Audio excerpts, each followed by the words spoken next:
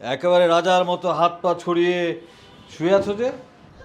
আমাকে দেখে কি হিংসা হয় আপনার দুলা ভাই মোর্শেদ? আরে হিংসা তো হবেই, তোমার মতো করে কতদিন যে আরাম করে ঘুমাই না তার কোনো হিসেব নেই। এবার বুঝেন বিয়ে করার মজা। এই কারণেই তো আমি এত সহজে বিয়ে করছি না। তোমার কথা চালে আটকে গেলাম।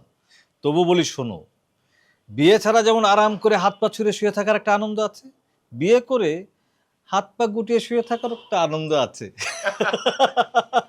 যতই চাল চালেন দুলা ভাই, কোনো লাভ নাই। আমি এত সহজে বিয়ে করছি না। না করলে কি পস্তাবে? করেও পস্তাতে চাই না। আচ্ছা, আপনি কি কবিরের সাথে কথা বলতে আসছেন দুলা ভাই? আরে না, কবিরের সাথে না, তোমার সঙ্গে কথা বলতে আসলাম। কি বিষয় দুলা ভাই? আপার সাথে কি আবার ঝামেলা টামেলা করছেন নাকি? আরে না, তোমার আপা কিছু করে নাই, আচ্ছা। এমনি তোমার খোঁজ নিতে এলাম। তুমি ঘরে যে বাইরে যাওনি? বাইরে আর কই যাব, দুলা ভাইয়ের বাসায় আসলাম, একটু খেয়ে বসে ঘুমাই, আরাম করে দিন পার করি। যত খুশি আরাম করো, কিন্তু তোমার ব্যবসাপাতি কি খবর?